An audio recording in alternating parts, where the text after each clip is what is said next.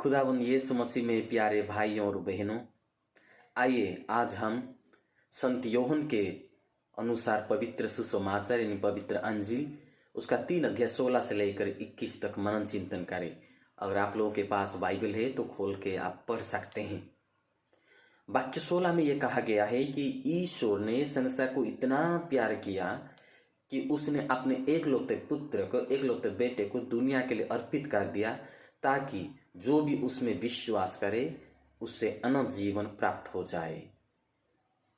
इस पवित्र वचन के मुताबिक इस वाक्य में हमें सत्यता के 2 बातें मिलते हैं। पहली बात यह है कि ईश्वर हमें प्यार करते हैं।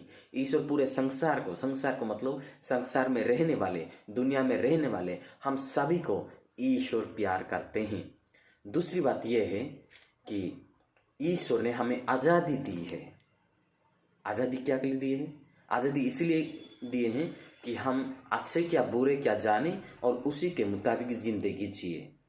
ईश्वर कभी किसी को जबरदस्त नहीं करते हैं कि कोई उसमें विश्वास करे। ईश्वर हमें ज्ञान दिए हैं, आज़ादी दिए हैं, हम विश्वास करें या ना करें, हम ये सब हम पर निर्भर करता है, अपने आप पर निर्भर करता है।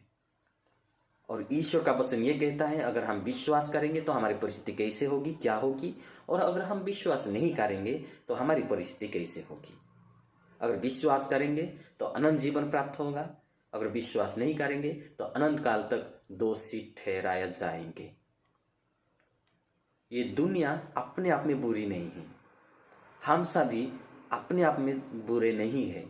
ईश्वर ने प्यार के साथ अच्छाईपन देते हुए ही, अपने रूप देते हुए ही सृष्टि किए हैं, अपने प्रतिरूप से हमें सृष्टि किए हैं।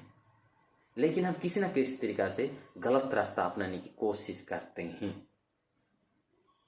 वाक्य 17 में यह कहा गया है कि प्रभु ईसा मसीह, खुदावंद ईसा मसीह इस धरा पे इसीलिए नहीं आए कि वो हमें दोषी ठहराए, लेकिन हमें अनंत जीवन प्रदान करे जो भी उनमें विश्वास करते हैं। प्रभु इतना प्यार करते हैं कि हमें बचाने के लिए एक मानव का रूप धारण करते हुए, एक बेटे के रूप धारण करते हुए इस धरा पे आए हैं। ईश्वर के दिल में वास्तविक हमारे लिए बहुत प्यार है और अनुकंपा है। हम उससे महसूस करने की कोशिश करें। दोषी ठहराया जाना मतलब क्या है? दोषी ठहराया जाना मतलब ज्योति को नहीं अपनाना। खुदावंद ईसा मसीह खुद कहते हैं यूहन्ना के अंजिल में 8 अध्याय 12 में कि मैं ही संसार की ज्योति हूँ, जो मुझे अनुसरण करते हैं वो कभी अंधकार में नहीं भटकेंगे। अगर हम उस ज्योति को ना अपनाएं, ज्योति के संतान के रूप में जिंदगी ना जिए, उसका मतलब हम ईसा मसीह को स्वीकार नहीं करते हैं और विश्वास नहीं करते हैं, जिसके फलस्वरूप हमें जरूर दोषी ठहराया जाएगा। ईश्वर का वचन ये कहता है। लेकिन ईश्वर के दिमाग में ये नहीं है। हम ही अपने आप को दोषी ठहराएंगे अपने काम धाम के जरिए, अपने अविश्वास की जिंदगी के जरिए। तिमोथी के नाम पहला पत्र में ये लिखा गया है 2 अध्याय 4 में कि ईश्वर इस संसार में इसीलिए आए ताकि हम सत्यता के बारे में ज्ञान प्राप्त करें और उस सत्यता के अनुसार जिंदगी जीते हुए मुक्ति प्राप्त करें।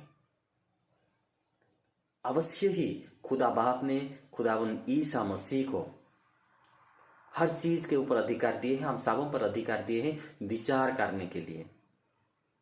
विचार करने के लिए यूहन्ना के अंजिल 5 अध्याय 22 में यह कहा गया है। लेकिन खुदावंद विचार करने के लिए नहीं आए, हमें मुक्ति दिलाने के लिए आए, क्योंकि वो हमें प्यार करते हैं। इसलिए तो अपने आप को कुर्बान कर दिए हैं।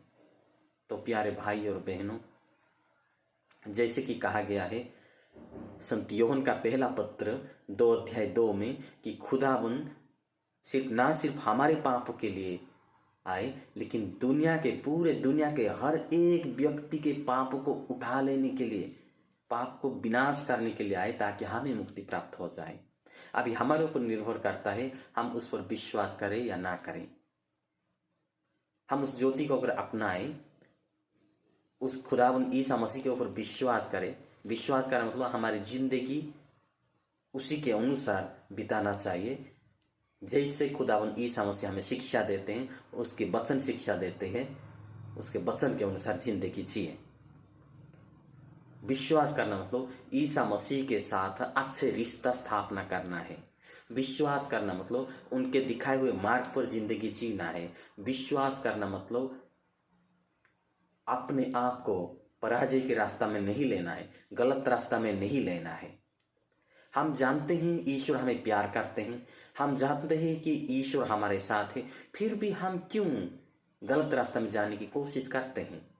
फिर भी हम क्यों पराजय के रास्ता को अपनाने की कोशिश करते हैं? फिर भी हम क्यों अंधकारमय जिंदगी जीने की कोशिश करते हैं?